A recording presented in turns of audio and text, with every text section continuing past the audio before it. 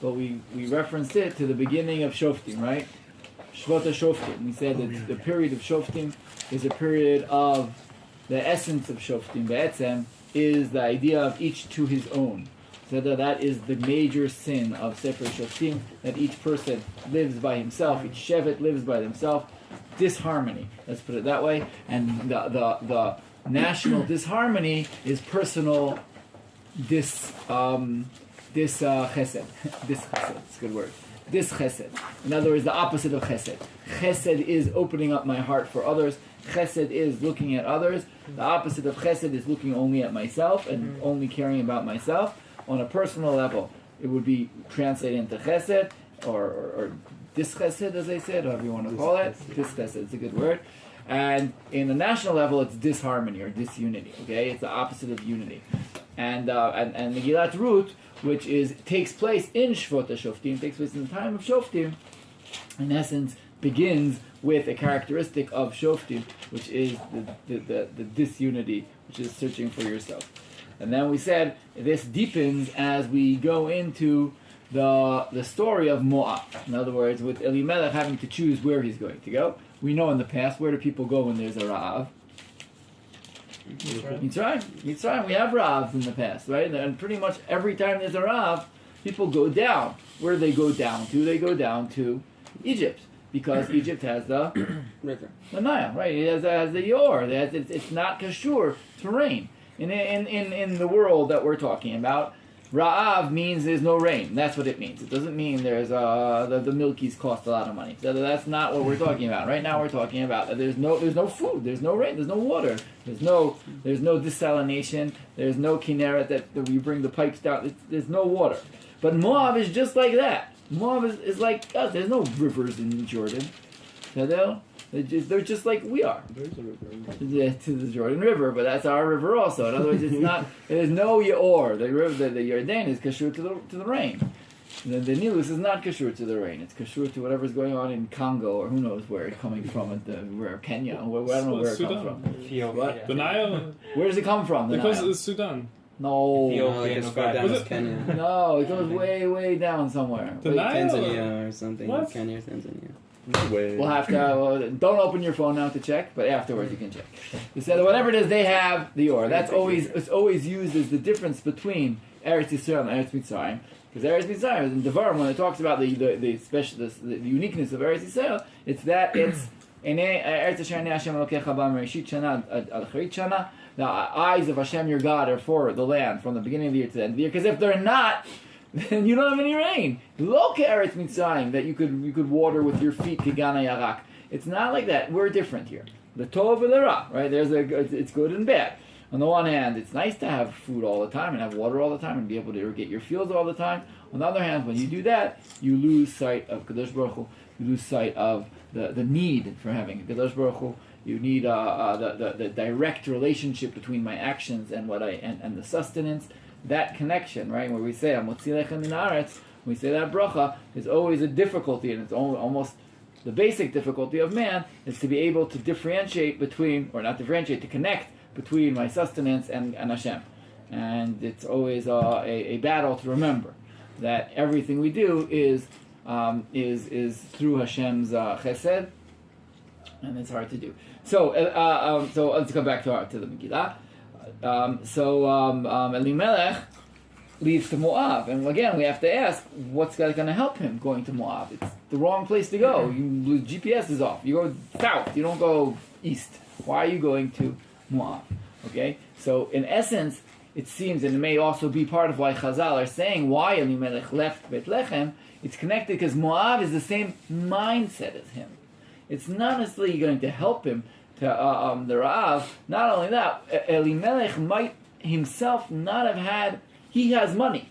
In other words, he left Eretz Yisrael, and here's an interesting contrast you get to understand with Avram. When Avram goes down, we'll show you guys in a second. Elimelech didn't have trouble. He had money. He wasn't missing anything. He had stores of wheat and things, and he had money he could transfer, turn it into gold bars or whatever. He was fine. He leaves there because he doesn't want to give other people. It's not that he needs. He wasn't starving.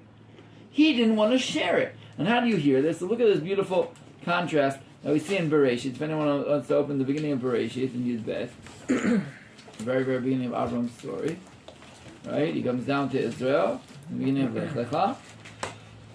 Vayi Ra'av Ba'aretz, in Pasuka Yud Bet Yud, it says, Vayi Ra'av Ba'aretz, Vayered Avram Mitzrayim alagur sham ki kaved ha'ra'av ba'aretz. Well, I understand why you went down. Look at you hear the pasuk. Vayi Ra'av Ba'aretz, there was a famine in the land, and Avram goes down to Egypt to live there because the famine is very heavy. You just said this. I understood that why you're going down. The famine's there, but with Elimelech it doesn't say that, right? Vayi Ra'av Ba'aretz. Vayelech ish mi bet lechem Yudah lagur b'snei Moav. Why does he lagur sham? Well, ki kaved ha'ra'av ba'aretz, but it doesn't say it in Megilat Ruth. He's leaving because there is a famine. It's not his problem. There's a famine. It's everyone else's problem, and everyone else's problem became his problem. So he is leaving to Moab wasn't to get the sustenance from Moab. There's no sustenance more in Moab, but in Moab, no one's going to ask him for anything, because in Moab, everyone knows that you're not going to get anything anyway. That's the way it works in Moab. Because Moab are the spiritual heirs of Sodom. Now let's go into Sodom, okay? Now, if you guys remember, the end of last lesson, we left Lot. We were connecting to Lot. We connected Lot, because Lot is the father of Moab. And we were talking about Lot's choice to head to Sodom, Behemet. Right? Avram gives him the options to go south or north, and he decides to go east to Sodom. And Sodom is Metuar. Right? How do they describe Sodom in the Tanakh? Mechael? Let's take a look here. It says like this. What is going on?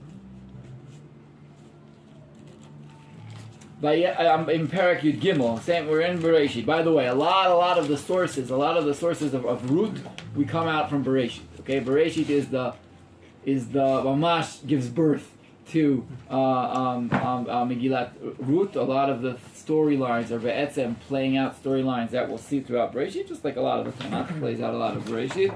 But if you look at Parak Yud Gimel, Pasuk Yud, Vayisal Lot etenav, Vayaret kol kikar Yarden ki chula mashke. He looks down at the Jordan River, and everything is wonderful. There's a lot of bounty there, mashke, there's a lot of water.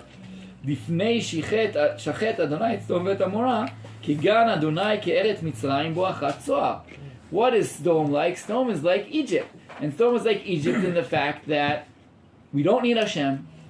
Everything's there. Now, by the way, I believe this is a midrash. I never saw this inside. Someone must say it. But the story of how Yam HaMelech became Yam HaMelech, I believe, comes through this story. This is sort of like a fable in a sense. Okay, it's not a fable, obviously, but it's like a midrash of what happened to Yam HaMelech. Why is Yam HaMelech so salty? Why is Yam HaMelech so horrible? Well, Lot, when he looks down and he sees that whole area of Sodom, it was beautiful, it was bountiful. Anyone go to Sodom lately?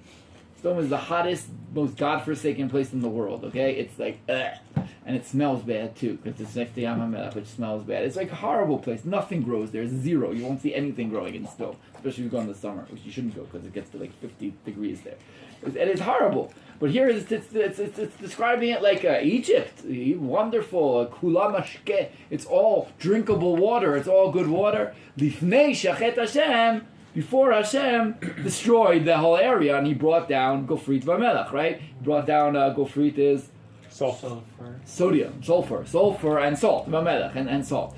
Then that was the end of Sodom. That's what turned Yam HaMelech into Yam HaMelech, into Yam HaMavet. Okay, it stayed that way. Now, I am not talking geologically. I'm not talking how it happened and how many years ago it happened. But from this story in the Tanakh, that's what seemed to happen to Yam HaMelech. In other words, it was destroyed. It used to be wonderful. Anyway, Avram says he doesn't give him the offer to go down, but Lot goes down there because then I could go live there, and I live in this place that is bountiful. And from what we know from what it says right after this, right? That it says about Sodom, that Anshe Sodom. What do we know about Anshe Sodom? Pasuk Yud Gimel. Anshe Sodom ra'im v'chataim la'Adonai me'od. No one is zoiche to have such a great Torah in the whole Tanakh, okay? And to get these great things. Ra'im, V'chataim la'Hashem me'od. No one gets such a stamp like that, like Anshe Sdom. And we'll see in a minute, Anshe Sdom are so bad. But Chazal, throughout, bring out Sdom, and we're going to go into what Sdom is, okay, and where Lot's going. Lot is heading into the world where I don't have to share. Lot is heading into the world where each man lives to himself.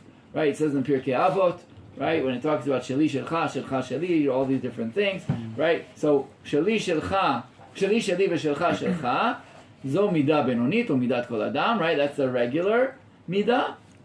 V'yesh Omrim Shezo Midat Sdom. Some people say that's the Midat Sdom. Because if I say mine is mine and yours is yours, at first glance that sounds like Yoni. That's like normal, right? Mine is mine and yours is yours. That's Sababa. That's perfect. Right? No. So that's the worst thing. That's Midat Sdom. That says mine is yours and yours. I don't want to see you anymore. I don't want to see you. You have yours, I have mine. I'm sad. And if I have a lot and you have a little, sad. That's the Metziut. That's it. That's reality. Be happy with what you have. I'm going to be happy with what I have. You be happy with what you have. So. But I have no connection to you. There's no Zoom. We have no connection. That's why when Chazal talk about the Chukei Sdom, when they talk about the laws of Sdom, there they talk about all the laws they had of you can't do this and you can't. And they all have to do with Chesed. Okay, you can't bring in guests and you can't give money to anyone and you can't. It's all Chesed. You cannot do Chesed in Sdom. If you do Chesed in Sdom, you destroy the structure of my society. Well, if you talk about Chas v'Shalom, a health care for everyone, that the one person pays for someone else's health care, Chas v'Shalom, my money that I earned and I worked for myself, why should I ever pay for someone else? You should work and make his own money and pay. Again, I'm not going into any politics. But I'm just saying, a state that is only capitalistic is just like Sdom. It's the first libertarian state. It's almost like Sdom. Okay. Now to have a mix between social and capital, apparently that's what has to be done because there's some kind of mix that has to happen here. But Sdom was the kitzon. I work, I make my money, and it's my money. Don't tell me what to do with it. Don't take taxes from me. Don't do anything from me. It's mine. And it's not yours. And if we start, and Sdom says, if you start giving people things, what's going to happen? What were they afraid of? They're not going to There are other people that you can also ask for another. They're going to ask for the people to come and ask for more and more. Right? What happens when you give one guy, you go to the hotel, right? You take out 100 shekel and give someone 100 shekel. What do you expect to happen in a minute? There may be a couple more people who gather around. You know, and that's exactly what Elimelech didn't want. That was his problem. He didn't want more people coming. Maybe to give tzedakah here and there, but he didn't want these people coming and asking him and bothering him. He didn't want that to happen. So that's the law in Sdom. And that's where Lot goes. That's one side of Sdom, but Sdom is another side, even darker side. Maybe not even darker, but another side that we have. What else do we know about Sdom? Bet. It's a famous word that comes from. Right, the famous word that comes from Sdom, because they have another side, another dark side. They have a dark side and a dark side. There's no light sides going on in Sdom. They have a dark side and a darker side, and that is also complete sexual promiscuity, okay, or even worse than that, okay, violence, and what they want to do to the two angels who come and are guests in Lot's house is one of the horror stories of the Tanakh, okay. That again, when do we see the other side of that horror story? Pilegesh Bagiva, which is in Tkufat Shoftim. Okay, so we're gonna have. What? What's that story? Pilegesh Bagiva. You are not allowed in my class until you know what Pilegesh Bagiva I probably is. know the story, I just don't know the term. Okay, good. So you got it. Pilegesh Bagiva is the last story in Shoftim, which is probably worse than Sdom. It's a horror story. It's someone who has a Pilegesh. He brings her. They have a whole balagan, and then they're going home, and they have to stop for a night in one of the villages here in our area of Malash, and then instead of stopping at a Goyish city, a Yevusi city, they say, no, we can't go to a Yevusi city, let's go to a Jewish city. So they go to a Jewish city called Giva, which is Binyamin, which is right here. Then that storm happens again.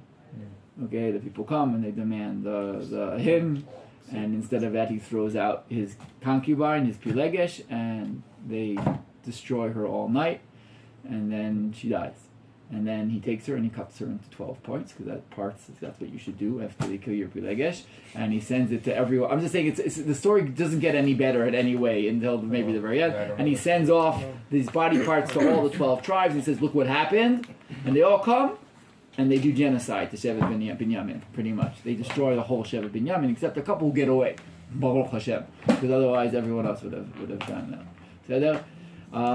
So the civil war almost lose the whole Shevet in Israel, and then at the end they solve the problem. There's no wives for them. They solve the problem because there was one group of people who didn't come to join the war, so that's good. So they go kill them all and they take their wives instead.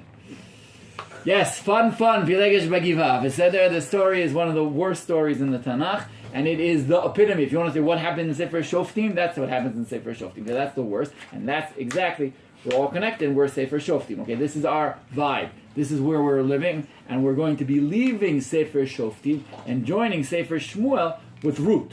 Okay, Ruth is the mother of Vichule, right? Of Oved, who's the mother of Yishai, and then David. Okay, so the Megilat is clearly telling us, is going to teach us how you leave Sefer Shoftim and get to Sefer Shmuel. And that's why Ruth is called Imah Shel Malchut, the mother of the king, the king, or the kingdom, or kingship. Because they're moving from Sefer Shoftim to Be'etzem to Sefer Melachim, which is just what Sefer Shmuel is. The move from the Shoftim, that begins with Shoftim, Eli, and Shmuel, and ends with Shaul and David. Okay? So Ruth, in that sense, is a parallel to the book of Shmuel, Be'emet. But it starts with Sefer Shoftim, just like Sefer Shmuel starts with Shoftim. All that. Let's go back to Stone. Okay, so Stone has this side of horrible promiscuity. And what's horrible promiscuity? What is the essence of this? And the essence of promiscuity is the same mindset, which is I am the focus, and I use whoever, men, women, whatever it is. I use them. Okay, that idea in Judaism is abhorrent to Judaism. Relationships that have to do with using. Okay, that's why Pilegesh Bagiva also. Pilegesh, the Tanakh is not so doesn't love the word Pilegesh. Okay, it doesn't come up so often in the places we want. We have the kings who have that. It's another issue. But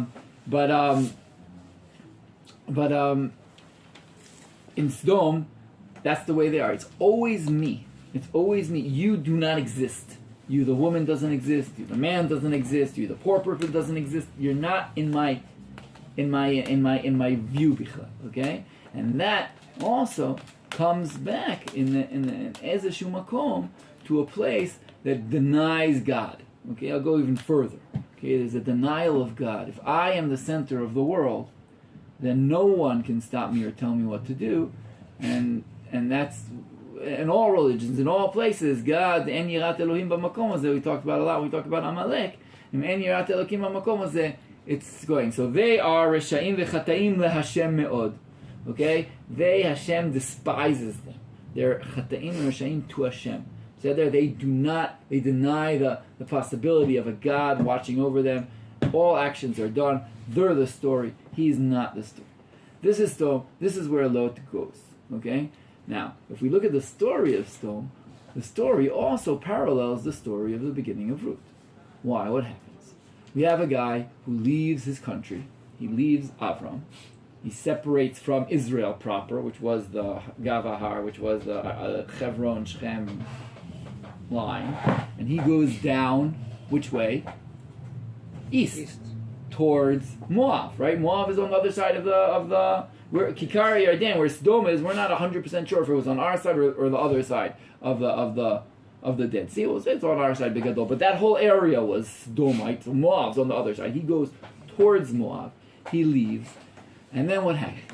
In Sdom, as the Malachim come to him and they tell him, everyone, this is Hashem's going to destroy this whole thing. So what does it say? There's a very funny pasuk there. He goes and he runs to his married daughters. I don't know if anyone remembers this in the story. He goes to his married daughters and his sons-in-laws, and he tells them, we have to go. Hashem's going to destroy this whole area. And what do? Right? He's like a buffoon in their eyes. He's like kidding. He's a jester. And they don't come. And they die. And then he runs away. Right? They take him out, him and his wife and his daughters. And who dies? The wife. The wife also dies. And who remains? Him and his two daughters. And what's the story of Ruth? She goes to Moab. Elimelech goes to Moab with his two sons. And he dies. And his sons die. And she remains with two daughters-in-law, in this case, okay? Two daughters. This idea of going, losing your spouse and losing your kids and only some kids remaining, it's the exact same story. They went to the same place. They went eastward. They left Avraham. They left Bnei Israel. They left Eretz Israel for the same purposes, and they're decimated. And only through miracles upon miracles do we have a continuation. Because Lot, it's over. Lot's done. He runs away to the city Tsar, and then for some reason, not clear in the text, he leaves the city of Tsar and runs away to the hills with his two daughters. But that's the end of the line. It's over. Right? What do they say before they do the act of having relations with him? What do they say? There's no one, Enish Ba'aretz, there's no one remaining here in the land who will be able to have relations with us. Let's get our father drunk and we'll save the world. Right? Sometimes you always have to think, did they know that anything remained of the world, Bichlal? It's an interesting question. Lo barur, if they thought it was all over, if it's the Mabul, if they're the second Mabul, just like Hashem destroyed the world with water not that long before them, maybe he destroyed the world with fire at this point. So it's not clear what they're thinking at this point, okay? How they view themselves. But whatever it is, in the Pshat, they definitely thought that's it, it's over for their purposes. And they have relations with their father. The first one's son is named Me'av, right, from the father. And the second one's called Ammon, or Ben Ami, okay, who we know as Huavi Ammon. That's what it says in the Tanakh. From that story, at the end of the day, comes Ruth.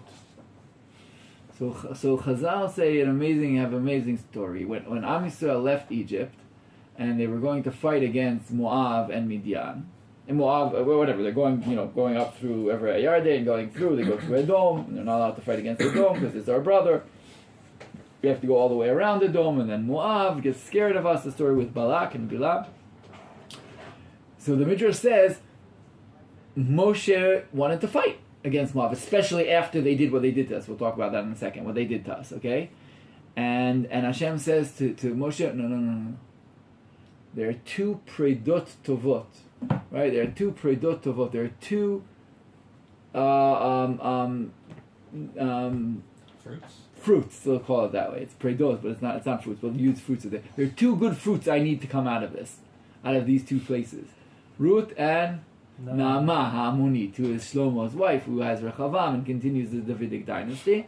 There are two predot tovot that I still need from this. No, there's something hidden in this Moab. There's something there that we need to keep going for David and for Shlomo and for the house of David, which is very beautiful. And then we say, why in the world do we want David to come from Moab? What in the world have we found from Moab here that's good? It's not good. Not only that, as we know in the Tanakh, there's only two nations in the whole world who aren't supposed to be part of Am Yisrael. Everyone can join per se. So you can accept a Moabite ger. You can accept him, but he can never marry a Jew. Never, ever, ever. Throughout all generations. What he does, how he would marry, who knows what he would do. Okay, there are different options of whom he may be able to marry. But he can't marry, and his descendants can't marry a Jew. Okay, he'll always remain in his own category. He'll never be able to break into the thing. That's it. That's who we want David, the house of David, to be coming from. Ruth Moaviyah, like a big thing. Hashem makes sure that they stay alive, that we don't fight them, so that we could get Ruth Moaviyah. So this is a big question, okay? It's a big question. But the question really continues. It's mitgalgel from this story to another story. Because we know the story of Malchut Beit David is even murkier, okay? This is the beginning of Malchut David. It starts off in a cave over a burnt out battlefield, or I don't know, burnt out Yam HaMelach area that just turned into Yam HaMelach right now, okay, where we have incest, right? Incest, right? Father and daughters, which is Isur Doraita, horrible thing. It's not clear horrible thing. From that are born children who we know later on are going to be, in our Megilah, are going to be coming back into Am Yisrael, okay? And so, in an interesting term, Ashava, who comes back, right? The Shava, it's going to say that Ruth returns from Sde Moav. Now, Naomi returns from Sde Moav because she lived in Beit Lechem. But Ruth, where is she returning from? She's a Moavite. She never lived in Yehuda. She is a Gioret. Gioret, but she's joining. But you don't lashuv. Does a ger lashuv or does a ger join? Well, she doesn't get the property of her husband. What? She doesn't get the property of her husband, I guess.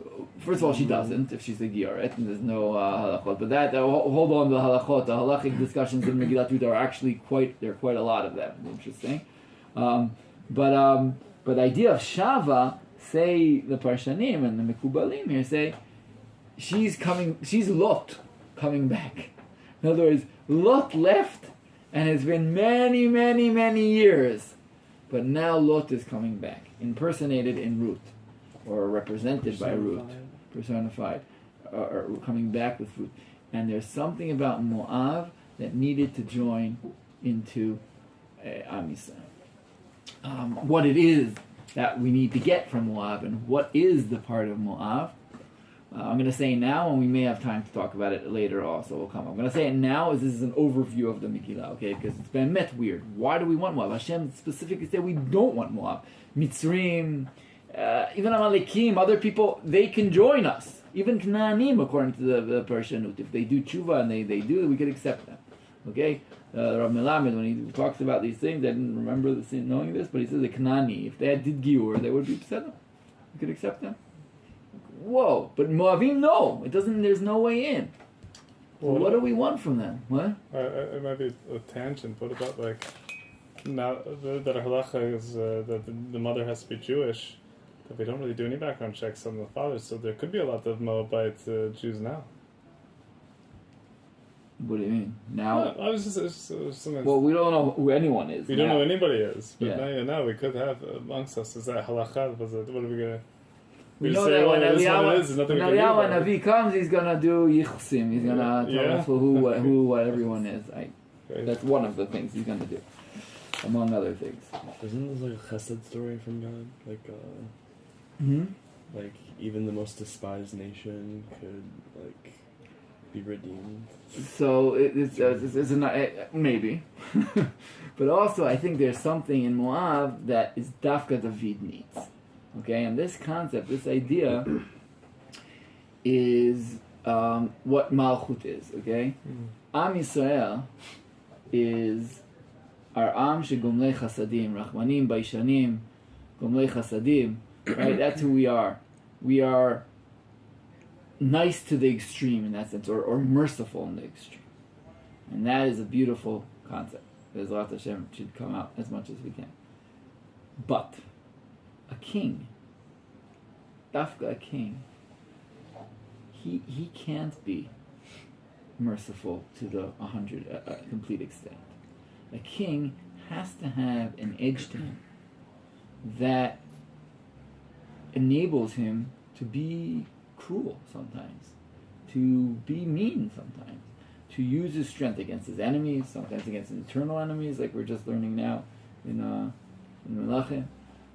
He needs to be able to not be a Rahman and not be Gomlei Chasadim all the time. There's something that we have to draw in again, purify it, refine it, make sure it is, but an edge that isn't part of Am Yisrael proper.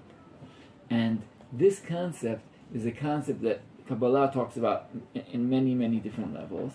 This idea, and very much when it talks about Gerim, and here in the yeshiva, it's an amazing discussion to have.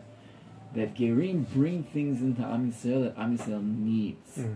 They need them. It's not things that we can incorporate ourselves. As when Hashem created the world, the sparks were dispersed throughout the world, and they need to come back. And the Gerim are the vessels who bring back important parts of Kedusha that were separated from whenever it was. Again, there should be out the Kalim, or wherever you want to talk about when it happened. Okay, they're bringing back parts of Am Yisrael. Ruth, as one of the Giur stories, or maybe the Giur story in the whole Tanakh, is a paradigm of what is happening when people return to Am Yisrael and what they bring with them. And in this case, Ruth, in the Malchut, in Mashal Malchut, she's bringing a Moabite harshness that is necessary for Am Yisrael. There was no other way to get it. There was no other way to really have it inside you without it coming from the outside. So this concept, again, is a Kabbalistic concept that almost seems to bang up against the Torah. The Torah says you do not accept the Moabite. Alright? You don't accept the Moabite. And that's why the halacha is be'emet going to be very interesting, because what are they going to say? You be'emet don't accept the Moabites. Who do you accept? Moaviyot.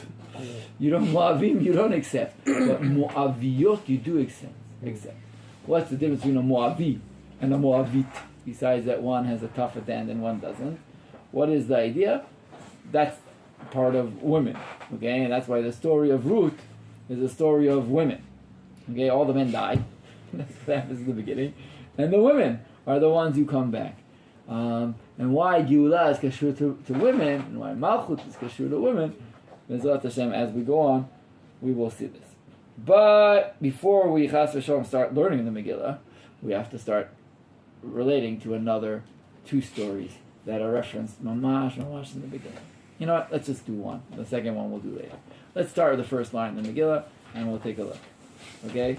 So when I say the Megillah, it doesn't work. The Megillah is Megilat Esther. Let's say Ruth. So then there's only one Megillah. Megilat Esther. So, Vayibi Meshvat HaShoftim, Vayira Baaretz, Vayelech ish mi bet Lechem Yehuda, Lagur b'sdei Moav, hu v'ishto u'shnei banav. V'shem ha'ish Elimelech, v'shem ishto Naomi, v'shem shnei banav, Machlon v'chilyon, Efratim mi bet Lechem Yehuda, v'yavo u'sdei Moav, v'yusham. It's just these two psukim. Help me out, people. Vayelech ish mi bet. What is that? There's only one other place in the Tanakh that appears. Levi. Very good. Go ahead. Vayelech ish mi bet Levi, vayikach et bat Levi. Moshe Rabbeinu, Amram, right? For some reason, as you read Parak Bet in Shmot, there are no names. We know the name. It says the name later.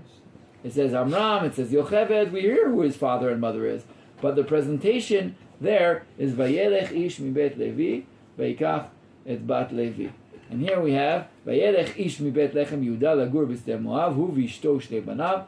Anonymous, no names. The next pasuk, V'shem ha'ish Elimelech, V'shem ishto Naomi. What was your problem in saying Vayelech Elimelech mi bet Lechem? And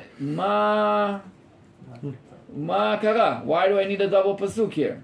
The same name I could ask on Amram, right? Vayelech ish mi bet Levi. Say Vayelech Amram mi bet Levi. Vayelech Amram vayikach et Yocheved. There's something very, and again, this is the only place that says Vayelech ish mi. Okay, mi bet, right? Both of them say bet. One is bet Lechem and one is bet Levi. But there's obviously here a statement that's going to hint that something happened here that entails Geula. Okay, entails Geula. Amram's action there of Vayelech ish mibeit Levi v'yikach et bat Levi is what we know going to start the wheels that lead to Moshe Rabbeinu's birth and the Sofosha Davar Geulat Am Yisrael through Moshe Rabbeinu. So here too, even though the story starts off really bad in the Psukim, the Tanakh is telling us already, the Megillah is telling us that we're starting off a path that is going to lead to redemption. Just like there was a Goel, here there's going to be Goel. Okay? And we have that in our mind here also, that the way redemption happens, just as there it started off in the worst of places, right? What's happened? Why does he go? What had happened the minute before that? They separated, right? According to the Midrash, they had separated. Paro's Gzera, that you're going to kill all the children, had its desired effect. Everyone said, if they're all going to die, we're not going to have kids. That was what happened in Mitzrayim. It was the bottom of Yeush. It was the end. It was the end of Am Yisrael.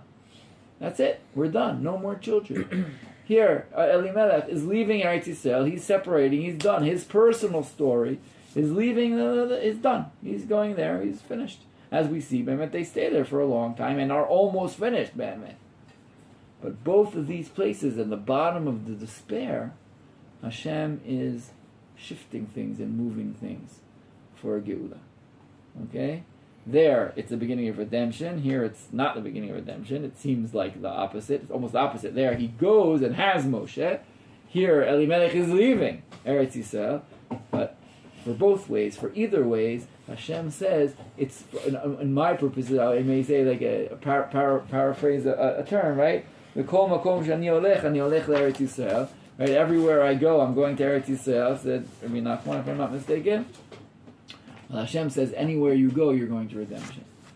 In other words, you can't leave the story. You could move the story ahead. You could run away from the story like Elimelech. But there's no way you can actually run away from the story of redemption, which is what's happening. What did we say? You guys remember what was the Milah Mancha? What was the leading word in our chapter? We talked about it yesterday. What was the Shoresh? Shuv. Right? Shuv. You could run far, far away, but you're coming back. Hashem will bring it back.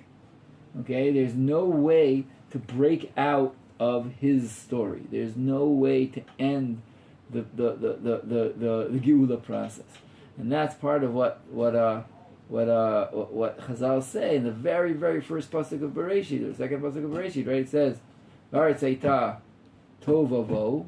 V'choshech al pnei tehom, v'ruach Elohim merachefet al pnei hamayim. Say, what is ruach Elohim merachefet? Ze rucho shel Mashiach. That concept is a concept that says in the fabric of creation is Mashiach. It's part of the DNA of the world that we're moving towards redemptive, towards redemption. And this statement of connecting you already, saying to you, Vayelech ish mi bet lechem Yehuda, he's going to leave the land. But that's parallels Vayelech ish mi bet Levi, who will b'sofo shel davar bring redemption. Tov, V'shem ish Elimelech, he's the only Elimelech in the Tanakh. It's interesting. So it seems like a great word. It seems like it should be around a lot. Elimelech, my God is my king. There's a lot of Avimelechs, okay? What? There are all kinds of Melechs, but Elimelech is not one of them, okay? Elimelech is a great name. Sort of like people are called now Elimelech because we know Elimelech Melijan. It's interesting that he's Zoicha as opposed to Yishmael, who wasn't Zoicha Levashal, right? Yishmael is not Zoicha to be called. Someone told here. I don't know if someone here told me that they want to call their kid a Ishmael. I don't know if it was here or someone else. It was Eov. It was Yehuda Yosef. Yeah. No, it's a great event. It's a great name, Ishmael. I mean, it's a wonderful name. The problem is it's taken badly. I hear like a Beta Yisrael community also uses Ishmael sometimes. Okay. So I mean, it makes sense. And there's a Rabbi Ishmael, and it was used after the Tanakh. It wasn't like it was Asur after the Tanakh. It was either at some point, probably when the Ishmaelim started getting more and more power or usurp the name to call themselves Ishmaelim. Who knows if they're Ishmaelim? But they usurp the name to call Ishmaelim, then we sort of let go. But Elimelech has managed to break through, even though he's not the greatest of characters in our purposes. Okay, he's not the greatest of characters. So he leaves. The Shevishto Naomi. Naomi obviously is a nice name, and it contrasts greatly the two names of his sons, Machlon v'Chilyon. Now the word Machlon sounds like, or could be on one side, on the good side, could be limchol, to forgive, but it also sounds like Machala, which is a plague. And his brother, plague and destruction. Two brothers, Machlon v'Chilyon. What does Chilyon? Now Chilyon can have another meaning. What does Chilyon mean? Right? Vichlot is to hope and to long for. Okay? But it could also mean end. Vichlot, like V'yachulu hashamayim, right? Close it up. Stop it. It's over. Is there? So both of their names have abilities to be either way. Okay? They could go either way. You could be a machala and a chilyon, or you could be a limchol and a lichlot. L'ratzon Hashem. Right? Kalta nafshi la'Hashem. David says, my soul yearns for God. And these children, so again, it's Midrash Shemot, what is their real names, what are not the real names. Chazal love to talk about the names and the different options here. But as we see here, they have a choice, per se. And I'll put it this way, okay? They have a choice to do their names or to flip their names, as many of us have in our lives. Okay, the ability to earn your name or to dishonor your name. Okay, that's a lot of times when a parent gives a child a name. The name is all the hopes and the prayers and the little bit of nevuah that's thrown into the parents when they give their child a name, and they hope that this will fulfill the destiny. But there's destiny and there's choice. And we'll see in this Megilah, Be'emet, we'll see very, very much so. Even though right now I thought I gave a whole drasha about destiny, and then you could try to run away, but you're always lashuv and from the fabric of reality, and he could try to Vayelech ish mi bet lechem, but it's really Vayelech ish mi bet levi. Machlon and Chilyon have a chance. So they go off. Ve'avostem wa vayusham. So what is vayusham? And here the Malbim points out, what was the plan? Did they make a yerida? Did they burn their passports when they cross the border? What was the plan when they leave Eretz Yisrael? What do they think was going to happen? They're there till the end of the Rav? I don't think so. Sounds like. Well, we said they weren't affected from the Rav personally. They were fine. But it says again. So look at the psukim. Vayavo sde Moav, vayusham.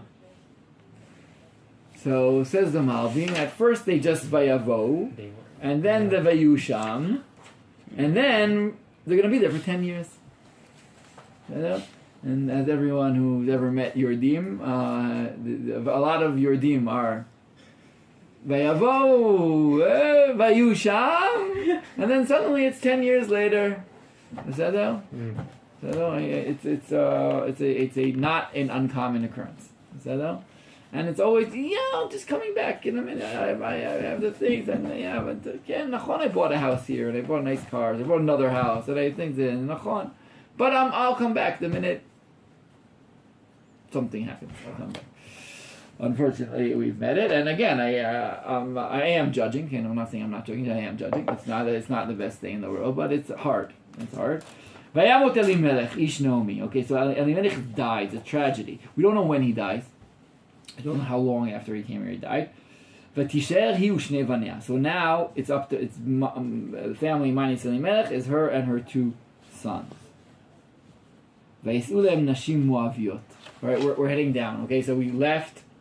We're sinking. It's like Yonah. We're going down. They're in Israel. Vayusham. Okay, they're settling there. Elimelech dies. Doesn't faze them. Okay, doesn't say, oh my gosh, maybe this is a sign. No. Okay, we marry. There are no good Jewish girls here, so we're going to marry Moaviot. V'yis'ulem nashim Moaviot. Shema achad Orpa We have to take a look at her later. V'shem hashniya shenit Ruth. We'll go into their names a little later, okay? So they marry Goyot, okay? Did they do Giur? Did they not do Giur? So the Malbim says, no way they did Giur, okay? There are other people who say, how could it possibly be that they married them without Giur? They met, they did. Whatever, at the moment we don't know, and it seems like they didn't do Giur, because later Ruth's going to do Giur. Okay? It seems like they're Moaviot. And what does Naomi think about this? We don't know. Vayishvu sham ke'eser shanim. They're there, ke'eser shanim, 10 years. Okay? A lot, a little. It's a good amount of time, 10 years. You said that?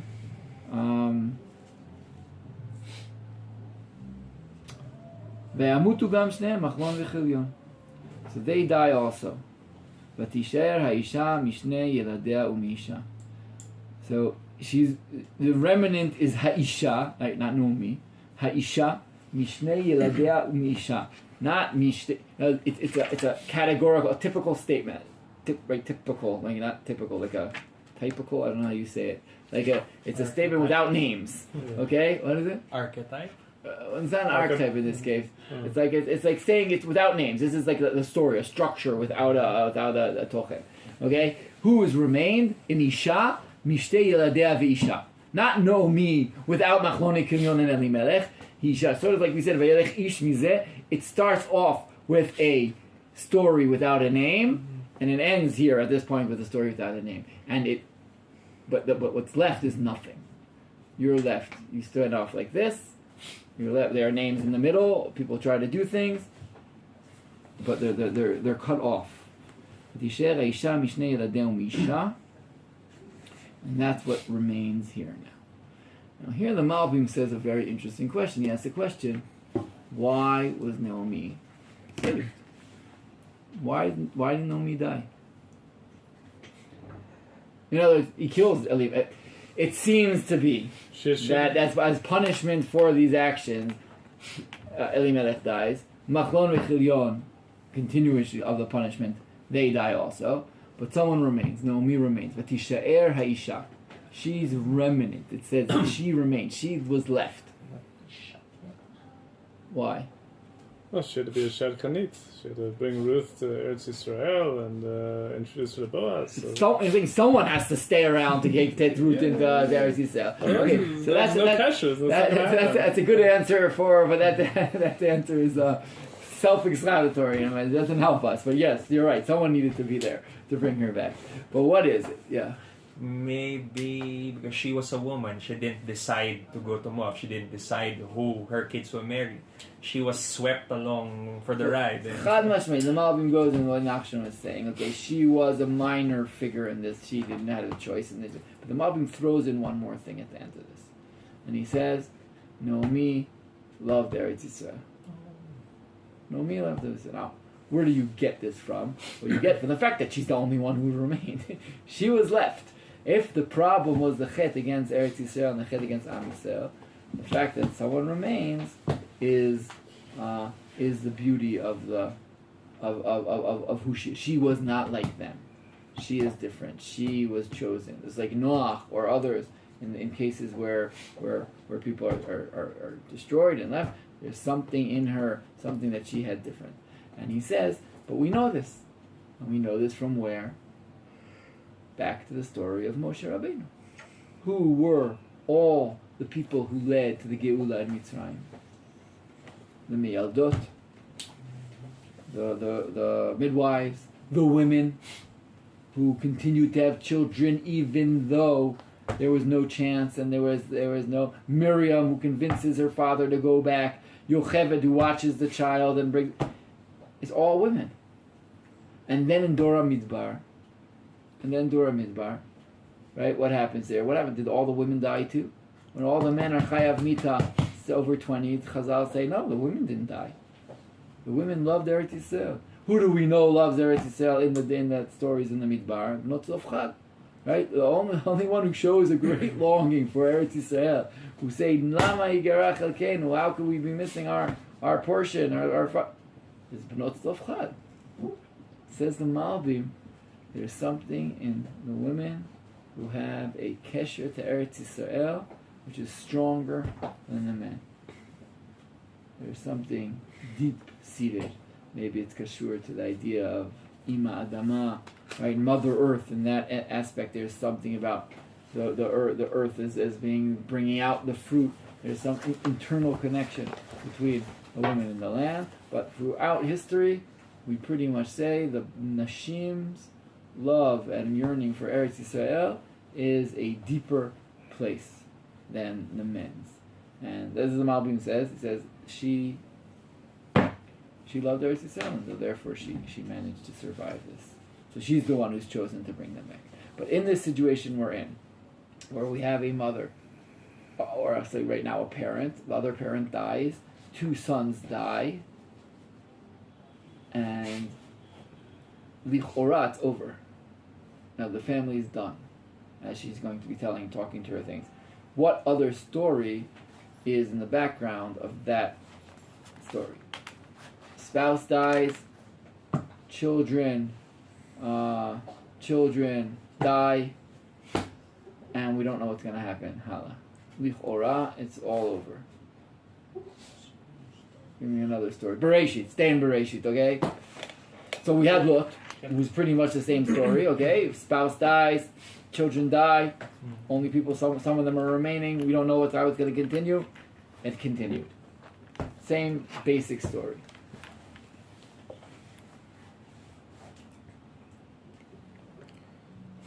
You know it. What's the question? Give me another paradigmic story of spouse dies, children die, where we don't know how. Tamar. Tamar. Yehuda. Let's go. Okay, and this is the other paradigmic story. Okay, in other words, if Lot was one paradigm or one makbil parallel story to the story of the beginning of Ruth, so Yehuda and Tamar is the other story. Okay, he said in the beginning that we'll get to afterwards. Yehuda and Tamar is the other story. What is the story with Yehuda and Tamar? It actually starts off pretty much the same way. What happens after the story of Yosef? Right? It says, "Vayi ba'etahi vayered Yehuda me'etechav." What does vayered Yehuda mean? Well, if Lot went east, where did Yehuda go? He goes west. Vayered Adulam. Adulam is the western part, is towards the Chof, is towards the beach. Now, he also leaves the typical place where Mishpachat Avraham lives, on the Gavahar, between Shechem and Hebron. That's where they basically live. He goes the other way. And then he goes, and then what does he do? Marries Marries a Canaanite. He marries a Canaanite. Oh my gosh. We don't do things like that. We don't marry a Canaanite. There's no Jewish during this time. Yeah, it's a good question. So Chazal, when they ask the question who the Shvatim married, so they give 2 options. One is that they married Canaanios, and the other is that they married twins, right? So they had a twin they married. Shalom. Erev Tov. Everything okay? Yeah. I'm showing up not to seem like someone who doesn't care. No. We never told you don't care. It was longer than we thought. Come. Anyway, there's lots of shit. So you got in right in the one aspect of what we're learning. So Yehuda leaves, but it says he married a Canaanite. Now, Lichora Pashut, they married someone. They had to marry someone, and it does not say they had twins. And it even says when they have a girl, he has Dinah. So the Torah knows how to say that they have girls. So it's that midrash is a little strange, but you understand the metach because you don't want to marry a Canaanim because when the midrash says, when Avram says, right, when Avram sends out Eliezer to go get him a wife for Yitzchak, nachon, and he says, well, what if not? He says, I don't care, but you do not marry him with anyone from here. That's not happening, right? You don't get to marry with anyone here. And here suddenly the Shvatim, whatever it is, if they did, they didn't, it's hidden in the text. But there's one person who's not hidden, and it's not for his benefit. Yehuda marries a Canaanite. He's the only one we know who actually marries a Canaanite. Some say that it's the Canaanite. Socher. Is a Socher, is a Socher. But some don't. And not only some don't, that Ish Adulami, Ushmo Chira, right? The guy's a Canaanite. That's what he is. Who else is going to live there in these places, okay? Even if he's a Socher, well, what nationality is he? Anyway, for our purposes, it fits into our theme here of someone who leaves Israel, separates from his brethren, is kicked out from his brethren, according to the Midrash, right? They threw him out. They said, you could have stopped us from selling. Look what's happening to Abba. Abba's going nuts. You could have stopped us from selling Yosef. And he leaves. And then he gets married and he has 3 kids. And they marry Tamar. And what happens to the first 2 kids? They die. And his wife dies. And what does he do with Shelah? He protects him, and he says, even though he tells Tamar, oh yeah, just wait till Shelah gets older and you're going to have him, but the Tanakh tells her, Ki Amar pen yamut gamu, right? That he's also going to die, and he's not going to give him to Shelah. So what's going to happen to the rest of his kids? What's the story? It's a tragedy. Yehuda's done. His family's done. He left, he's down, his wife dies, so he's not going to have any more children. His 2 kids died, they're not going to have any more children, they're dead. And the 3rd son's not going to get married, he's stuck. Again, obviously he couldn't marry him with someone else, but in the storyline, they're stuck. And who's really stuck is Tamar, who's stuck, and she's in limbo, because she's waiting for Shelah, she's not allowed to marry anyone else, right, according to the Dinei Yibum, for whatever Dinei Yibum are in this context. And she's waiting for him, but she's not. But Tigdal, right? Vayigdal Shelah, Vateret Tamar ki lo nitna lo lisha. She sees that he's not getting Shelah, and then she goes into the desperate motives of all kinds of problems, right? Some of problems of enticing Yehuda as a zonah, and then from that comes Zerach and Peretz. And Peretz, who was in the end of our Megillah, will be the first one brought out as the story. Ve'ele toldot Peretz. That's how the last psukim start. These are the stories of Peretz. Peretz Holidas Hebron. It doesn't say Ele toldot Yehuda, which is just his father. Could have started from there. Ele toldot Peretz. Okay, that's where it starts, and then it goes through the whole line until it gets to David. From Peretz.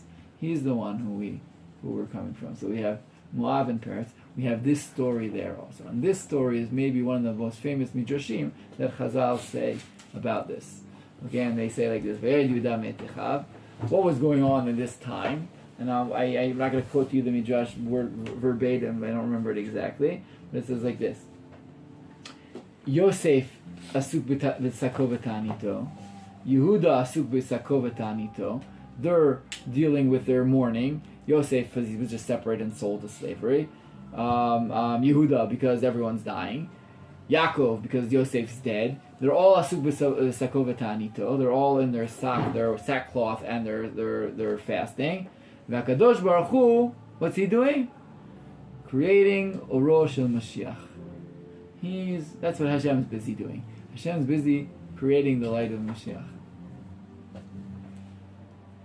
Again, this term, just like we have with Moab, okay? And he said, no, I have 2 predot tovot. I have some people from Moab who I need to come out of here. Things could look really, really bad, and they are really bad. Somehow, dafka through this is where Orosh Mashiach is being created. The story of Yehuda, the story of Sdom, the story of Ruth, where they're out in the middle of nowhere and they're left everything. Dafka from there, somehow, for some reason, that is where the Mashiach comes from. That's where Beit David is going to come from. So this is the story. This is the backdrop of the story. And again, it's very much referenced in the story here already. As we go on, we'll see how much it plays into the storyline itself. We're going to leave these ideas bigadol, but they're going to be in the backdrop of our learning of Megilat Ruth. We're going to go, next time we're going to go a little more into the meeting of Ruth and Orpah, because Be'etzem, the story starts now. In other words, everything I just read now, up until this, Pasuk Hey, that they die, and Vatakom hi v'chalotea v'tashov mistem Moab, that's the beginning of the story. Now, we don't really care what happened in Chutz La'aretz for our purposes. The story is her coming back to Eretz Yisrael and what happens there and how it's saved. But the backdrop is very important to understand that this story is the continuation of the story of Sdom. It's the continuation of the story of Yehuda and Tamar. they're going to meet here with Boaz and Ruth, the story of Yehuda, Boaz, the story of Sdom, Ruth. They're going to, or Lot maybe, and they're going to meet again here. But the backdrop is now going to, now it's, here we go. Okay? Bezrat Hashem.